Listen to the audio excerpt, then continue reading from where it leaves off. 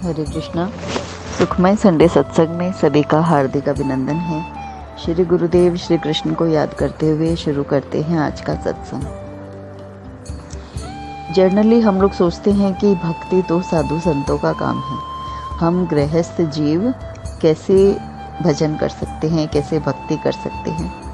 तो इसी बात पर एक प्रसंग समक्ष आया कि नारद जी बात बात पर नारायण नारायण कहा करते और इस प्रकार दिन में कई बार भगवान का नाम लेते थे। एक दिन उनके मन में ये विचार आया कि वे बहुत बार भगवान का नाम लेते हैं, अतः वही भगवान के सबसे बड़े भक्त हैं। ये सोचकर नारद जी विष्णु भगवान के पास पहुँचे और पूछा, भगवान आपका सबसे बड़ा भक्त कौन है?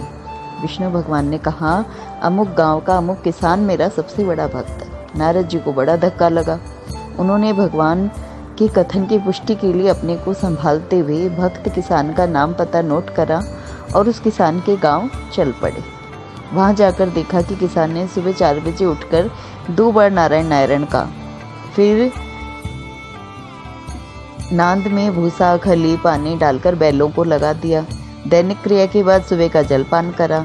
सूर्योदय के साथ ही हल बैल लेकर खेतों में चला गया और 10 बजे पत्नी द्वारा लाया हुआ कलेवा करा, भोजन खाया और पुनः खेती में लग गया। दोपहर में जाकर खाना खाया, सुरती खाया, बैलों को नांद पर लगाया और फिर वापस खेतों में काम करा और सूर्यास्त के समय घर लौटा, हाथ मुंह धोकर खाना खाया और फिर 2 बार नारायण नारायण कह के सो गया।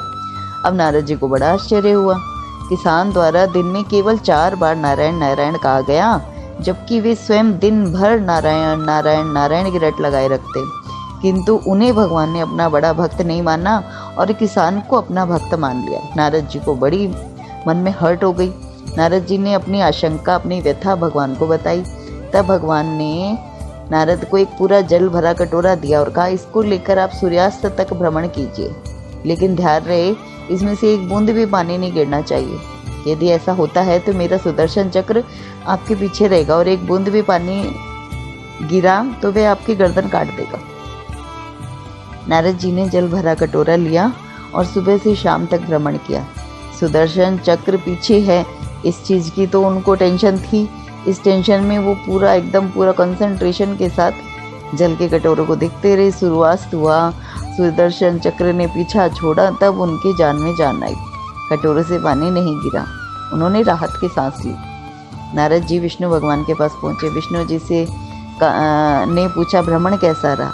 नारद जी ने उत्तर दिया, आपके सुदर्शन चक्र व भरे पानी के कारण भ्रमण में तनाव ही तनाव रहा। तो विष्णु जी ने कहा कि भ्रमण में कितनी बार मेरा नाम लिया? तो बोला, भगवान एक तो जल भरा कटोरा लेकर चलना और ऊपर से सुदर्शन चक्र का पीछे चलना, उसमें पूरा ध्यान तो उसी में ही लगा था। अब मैं आपका नाम कहाँ से लेता? जिसके पीछे सुदर्शन चक्र चला हो और वो जल का कटोरा हाथ में है, उससे एक ड्रॉप भी नहीं गिरनी चाहिए। जब इतनी टेंशन के साथ मैं चल रहा था तो मैं कैसे आपका नाम लेता? नारद जी ने कहा। तो विष्णु जी ने कहा कि इस प्रकार गृहस्थ जीवन की आपाधापी, आजीविका अर्जन और तरह तरह की बहुत सारी कठिनाइयाँ, परेशानियाँ, उन सब के बाद भी किसान मेरा नाम लेता है सुबह और शाम, तो निश्चित रूप से वह मेरा सबसे बड़ा भक्त है। तो भगवान हमें इस प्रसंग के माध्यम से समझाना चाहते हैं कि असली भक्त वही है जो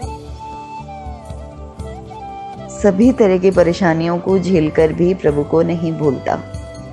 अब हम आज के मॉडर्न युग में, आधुनिक युग में, हम हिमालय पर जाके तपस्या नहीं करेंगे, कोई गुफाओं में बैठकर तपस्या नहीं करेंगे, लेकिन जो ग्रस्त जीवन है इसमें जो तप है वो है कि हम कैसी भी परिस्थिति में प्रसन्न कैसे रहते हैं, अपने सत्य को कैसे नहीं छोड़ते, या हम अपने सद्गुणों के साथ कैसे अपना जीवन यापन कर रहे हैं। अगर हमारे भीतर कोई दुर्गुण हैं तो हम उन्हें देखें, उनको दूर करने का प्रयास करें, ये एफर्ट हम करें, तो ये भक्ति की तरफ हमारा बहुत अच्छा प्रयास है कि हम भक्ति की भगवान की होना चाहते हैं। भगवान की शरणागति वास्तव में है क्या?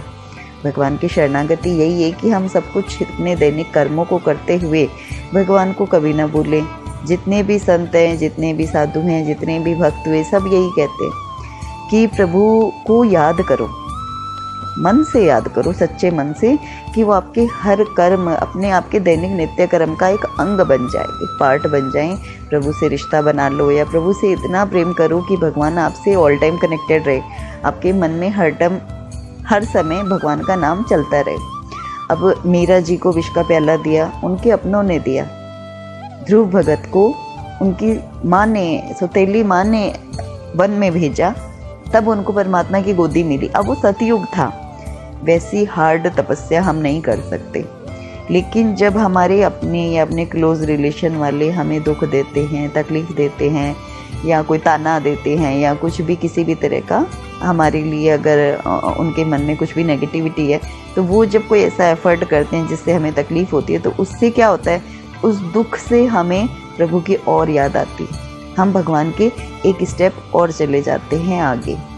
तो ये जो तप है, ये गुफा की तरह ही है कि गृहस्थ जीवन भी एक साधु की गुफा की तरह है कि उसमें गृहस्थ जीवन में रहकर हम उसमें जितने भी हमारे साथ कलेश, चिंता, तनाव और जितना भी उल्टा सीधा हो रहा है ना, वो सब हमारे लिए एक तरह से भगवान के दिए हुए अनुग्रह हैं कि उस प्रतिकूलता के माध्यम से हम भगवान की और अधिक खुश होकर या हिम्मत करके चल जाते हैं। अब एक बार गिरते ही कोई इंसान टूट जाए, भगवान को छोड़ दे, जरा सी कोई तकलीफ़ आई, कोई प्रियजन वियोग हो गया या कुछ भी हमारे साथ गलत सलत हो गया, तो हम क्या करते हैं, भगवान को सबसे पहले छोड़ते हैं। तेरी वजह से ऐसा हुआ, तूने ऐसा करा, तेरे से मेरे को इतनी प्रॉब्लम है, तू मुझे हमेशा दुख देता है, मैं तेरी पूजा करता हूँ, ये वो है ना। हम उनसे इतना झगड़ा करा के हमारी सारा सब कुछ ख़राब कर देते हैं। लेकिन अगर हम बार बार गिर कर भी संभल जाते हैं, संभलते हुए हमारी प्रतिकूलताओं को झेलते हुए, इसके लिए हमें सत्संग की बहुत ज़रूरत है। सत्संग होता है ना, तो हमारे मन में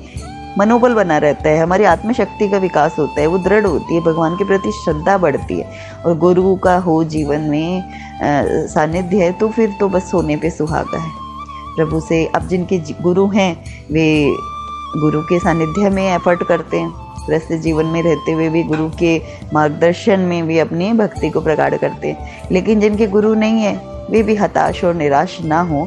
वे जैसे हनुमान जी हैं, भगवान श्री कृष्ण हैं, भगवान शंकर हैं, देवी माँ हैं, किसी भी रूप को जो उनको प्रिय है, उनको अपना मानसिक गुरु मानकर उनसे निवेदन कर कि मैं, आप मेरे गुरु हैं, मैं आपका शिष्य हूँ या शिष्या हूँ, ऐसा करके, ऐसा भाव प्रगाढ़ करके जब चलते हैं, तो वे गुरु के रूप में हमें अपने मनोभाव में हमें मार्गदर्शन करते हैं। फिर जैसे जैसे हम भक्ति मार्ग में, साधना मार्ग में आगे बढ़ते हैं, तो हमें मार्गदर्शन मिलता है भावों के द्वारा।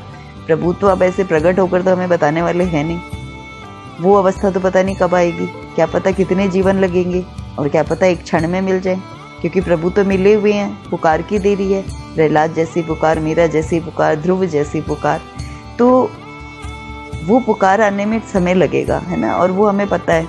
तो इसलिए हमें क्या करना है, हमें गुरु बनाकर प्रभु को या इष्ट बनाकर अपने प्रिय रूप को और उनके मार्गदर्शन में हमें धीरे धीरे भगवान के नाम को पकड़कर हम हमारे भीतर बैठे प्राण तत्व को हमें निहारना है कि वो कैसे हरे राम राम राम हरे हरे, हरे कृष्ण कृष्ण कृष्ण हरे हरे का जाप कैसे करता है, या अन्य कोई मंत्र जो हमें पसंद हो उसका जाप कैसे करता है। तो जब हम अपने हृदय में स्थित प्राण तत्व में अपने ही उच्चारण को सुनते हैं ना, तो हमारा मतलब एक ध्यान बहुत सुंदर तरीके से लग जाता है। और वो ध्यान लगने से फिर ऐसी अवस्था बनती है कि बस उसको हम कैसे, मतलब शब्दों में एक्सप्लेन करना बहुत टिपिकल है। तो ऐसी अवस्था में हमें भावों के द्वारा भगवान हमसे बात करते हैं, वो हमें बताते हैं, वो हमें संकेत करते हैं कि हमें कैसे आगे बढ़ना है।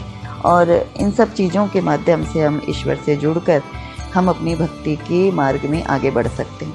इसलिए भगवान का नाम लेते रहिए, प्रभु की कृपा के पात्र बनते रहें और अपने गृहस्थ जीवन में ही, अपने गृहस्थ जीवन को ही तपस्या समझकर और प्रभु का नाम लेते लेते इस जीवन को सफल बनाएं, मनुष्य देह को सफल बनाएं। जय श्री कृष्ण।